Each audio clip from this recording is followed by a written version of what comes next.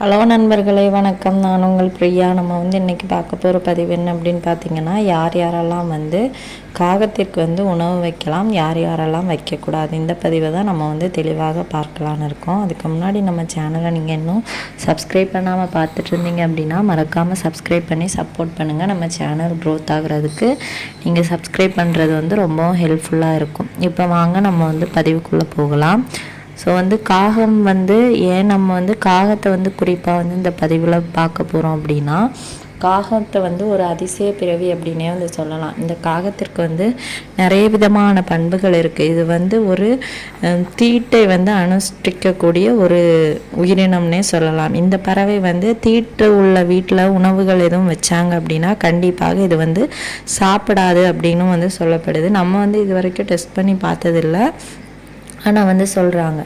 உங்களுக்கு இப்போ அந்த காக கூட்டத்தில் ஏதாச்சும் ஒரு காகம் இறந்து போயிடுச்சு அப்படின்னா, இந்த காகங்கள் எல்லாமே மற்ற காகங்களை காக்கான்னு கரைஞ்சி கூப்பிட்டு அந்த இறந்த காகத்திற்கு துக்கம் அனுஷ்டிக்கும்.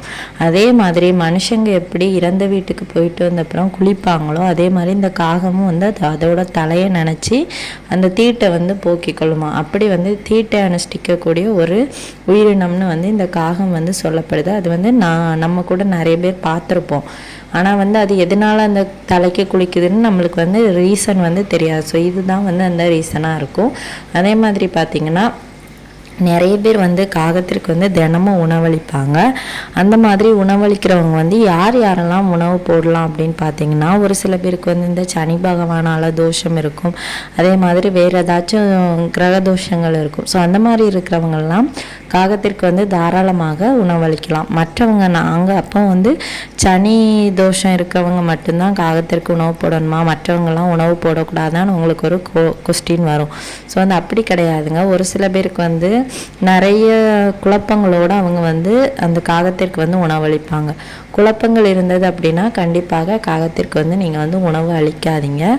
எந்தவித குழப்பமும் இல்லாமல் மனசு நிறைவாக நிம்மதியாக காகத்திற்கு உணவளிச்சிங்க அப்படின்னா அதுக்கான பலன்கள் உங்களுக்கு கிடைக்குமே தவிர, நீங்கள் குழப்பத்தோடு செய்யும்போது அது எந்த விஷயமாக இருந்தாலும் அதில் உங்களுக்கு ஒரு சரியான தீர்வு கிடைக்காது. நீங்கள் சும்மாவே வச்சாலுமே அது ஏதாவது ஒரு கெட்ட விஷயத்தில் தான் முடியும். ஸோ அதனால் குழப்பத்தோடு எந்த விஷயத்தையுமே செய்யாதீங்க. அதே மாதிரி இந்த காகத்தை நம்ம ஏன் உதாரணமாக சொல்கிறோம் அப்படின்னு பார்த்தீங்கன்னா, நம்மளுக்கு விநாயகர் அகத்தியரோட கையில் இருந்த அந்த கமண்டலத்தில் உள்ள நீரை விநாயகர் காகம் ரூபத்தில் தட்டி விட்டுருப்பார் அப்படின்னு காக சாஸ்திரத்தில் சொல்லப்பட்டிருக்கு. அப்போ உங்களுக்கு கேட்கலாம், ஏன் விநாயகர் வேறு பறவைகள் உருவமாக வந்திருக்கலாமே, ஏன் காகத்தின் மூலமாக வந்தார்? அவர் காகத்தோட அருமையை நம்மளுக்கு காண்பிக்கிறதுக்காகத்தான் அவர் அந்த மாதிரி ஒரு ரூபத்தில் வந்திருக்காரு. ஸோ அதனால் இந்த காகம் ஒரு தனி பிறவினே சொல்லலாம்.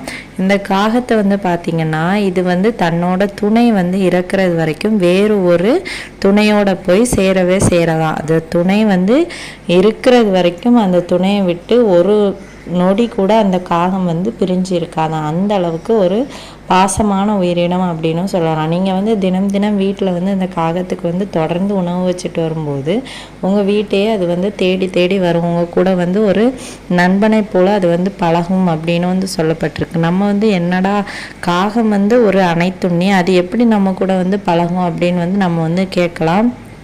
அதுக்கும் இந்த எல்லாமே புரியும். ஸோ அதனால் நீங்களும் தினம் தினம் வச்சுட்டு வரும்போது அதுவே உங்களை தேடி சாப்பாடு கேட்குற அளவுக்கு உங்ககிட்ட உரிமையாக பழகும். நிறைய பேர் யூடியூப்லலாம் வீடியோ போடுறத நீங்கள் பார்க்க முடியும். காகம் வீட்டில் நிறைய சாப்பிட்ற மாதிரி தினமும் அவங்க உணவு போடுற மாதிரியெல்லாம் பார்க்க முடியும். அதெல்லாம் நம்ம தொடர்ந்து செய்யும்போது அது அந்த காகமே தொடர்ந்து அதே மாதிரி கேட்கவும் தொடங்கும். இது உண்மையான ஒரு விஷயம். எதுக்காக இந்த காகத்துக்கு உணவு வைக்க சொல்கிறோம் அப்படின்னு பார்த்திங்கன்னா, எல்லாமே நம்மளோட முன்ஜென்ம கர்ம வினைகள்லாம் குறையிறதுக்காகத்தான் இந்த காகத்துக்கு உணவளிங்க அப்படின்னு நம்ம சொல்கிறோம். எதனால் அப்படின்னு பார்த்திங்கன்னா, இந்த கர்ம வினைகள் காரணமாக தான் நம்ம ரொம்பவும் கஷ்டப்படுவோம். ஸோ அதிலேருந்து நம்ம மீண்டு வரணும் அப்படின்னா இந்த மாதிரி நம்மளுக்கு இந்த காகத்திற்கு உணவளிப்பதற்கு கூட ஒரு 10 காகம் வந்து உங்கள் வீட்டில் வந்து சாப்பிட்டுனா நீங்கள் வந்து 10 நபர்களுக்கு அன்னதானம் செஞ்ச ஒரு புண்ணியம் வந்து உங்களுக்கு வந்து கிடைக்கும். அதுக்குன்னு நீங்கள் வந்து காகத்துக்கு நான் தினமும் சாப்பாடு போடுறேன், பழைய கஞ்சி மீந்து போச்சு அப்படின்லாம் பண்ணக்கூடாதுங்க. அது வந்து மிகவும் பாவமான ஒரு விஷயம். ஸோ வந்து நீங்கள் வந்து ஏதாச்சும் தானியங்கள் போடுறீங்க அப்படின்னா அதை வந்து ஊற வச்சு அதுக்கு காகத்துக்கு வந்து உணவளிங்க. இல்லாட்டி நல்ல சாப்பாடை வந்து போடணும். கெட்டுப்போன சாப்பாடோ மீந்து போன சாதமோ இல்லை கெட்டுப்போன குழம்பு ஊற்றியோ அந்த மாதிரிலாம் எதுவுமே பண்ணக்கூடாதுங்க. அது வந்து ரொம்பவும் தவறான ஒரு விஷயமாக இருக்கும். ஸோ அதனால் சுத்தமான உணவுகளை வந்து காகத்திற்கு வந்து படையலாக போடுங்க. கண்டிப்பாக அதற்கான பலன்களை வந்து நீங்கள் வந்து பெற முடியும். இல்லாட்டி சும்மா அரிசி கூட நீங்கள் வந்து தினமும் போட்டுட்டு வரும்போது அந்த காகம் வந்து தினமும் வந்து உங்களை வந்து தேடி வரும். ஸோ வந்து அந்த மாதிரி பச்சரிசியோ ஏதோ ஒரு அரிசி உங்கள் வீட்டில் கோழியெல்லாம் நிறைய பேர் வளர்ப்பீங்க. ஸோ அந்த கோழிக்கு போடுற அரிசியில் கூட கொஞ்சத்தை வந்து நீங்கள் வந்து உங்கள் வீட்டு மாடியிலையோ இல்லை காம்பவுண்டு சவுத்து மேலேயோ வைக்கும்போது தினமும் வந்து அந்த காகங்கள் வந்து சாப்பிட்டுட்டு போகும். தினமும் வந்து ஒரு 10 பேருக்கு உணவளித்த ஒரு புண்ணியம் வந்து உங்களுக்கு வந்து கிடைக்கும். உங்கள் கர்ம பலன்களும் வந்து கொஞ்சம் கொஞ்சமாக குறையும். அப்படி செய்ய முடியாட்டி நீங்கள் வந்து எளிமையாக என்ன செய்யலாம் அப்படின்னு பார்த்தீங்கன்னா, அரிசி மாவு வீட்டில் இருந்தது அப்படின்னா அதுக்கு கூட கொஞ்சம் நாட்டு சர்க்கரையோ இல்லை வெள்ளை சர்க்கரையோ கலந்து நீங்கள் வந்து அந்த செவுத்து பக்கத்தில் அப்புறம் வந்து மொட்டை மாடியிலலாம் தூவி விட்டீங்க அப்படின்னா எறும்புகள் வந்து சாப்பிடும். ஒரு 100 எறும்புகள் வந்து சாப்பிட்டாலும் 100 பேருக்கு உணவளித்த பலன்கள் வந்து உங்களுக்கு வந்து கிடைக்குமா. இந்த மாதிரி கூட உங்களோட கர்மவினை பலன்களை வந்து நீங்கள் வந்து குறைக்க முடியும். ஸோ வந்து இந்த மாதிரி கர்ம வினைகள் குறைவதற்காக இந்த மாதிரியான விஷயங்களை வந்து நம்ம வந்து செய்யலாம். அப்புறம் வந்து ஒரு சில பேர் வந்து கர்ப்பிணி பெண்களை வந்து காகத்திற்கு வந்து உணவளிக்கக்கூடாது அப்படின்னு வந்து சொல்லுவாங்க. அது வந்து பெரிய தப்பு ஒன்றும் கிடையாதுங்க. கர்ப்பிணி பெண்களும் உணவளிக்கலாம். ஆனால் வந்து தினமும் வந்து ஒரு கர்ப்பிணி பெண் வந்து ஒரு காகத்திற்கு வந்து உணவளிச்சுட்டே வராங்க. திடீர்னு ஒரு நாள் சாப்பாடு வைக்கும்போது அந்த காகம் வரல அப்படின்னா அவங்களுக்கு வந்து அது வந்து குழப்பம் மாதிரி, ஏன் வரல, எதனால வரல. ஏற்கனவே கர்ப்பிணி பெண்களுக்கு வந்து நிறைய விதமான குழப்பங்கள், மனக்குழப்பங்கள் வந்து அதிகமாக இருக்கும். ஸோ அதில் இந்த ஒரு விஷயத்தையும் எடுத்து அதனால மனசு குழம்பி அவங்களுக்கு வயிற்றுக்குள்ளே இருக்கிற அந்த பேபிக்கும் வந்து அதனால பிரச்சனையாகும், ஸ்ட்ரெஸ் ஆவாங்க. ஸோ அதனால தான் வந்து வைக்கக்கூடாதுன்னு சொல்கிறாங்களே தவிர மற்ற மாதிரி எந்த விதமான ஒரு வேற ஒரு விஷயமும் கிடையாதுங்க இதில். ஸோ வந்து நீங்கள் வந்து என்ன நடந்தாலும் நான் வந்து கவலையே பட மாட்டேன் அப்படிங்கிற கர்ப்பிணி பெண்களாக இருந்தீங்க அப்படின்னா நீங்கள் வந்து தாராளமாக தினமும் வந்து காகத்திற்கு வந்து உணவு வந்து வச்சுட்டு வரலாம்.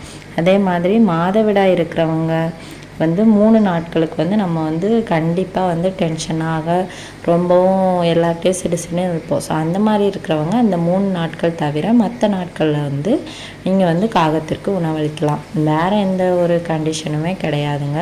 ஸோ வந்து நம்ம கர்ம வினைகள் வந்து சீக்கிரமாக தீரணும் அப்படின்னா நம்ம தினமும் வந்து இந்த மாதிரி காகத்துக்கு வந்து உணவு வச்சுட்டு வரலாம்.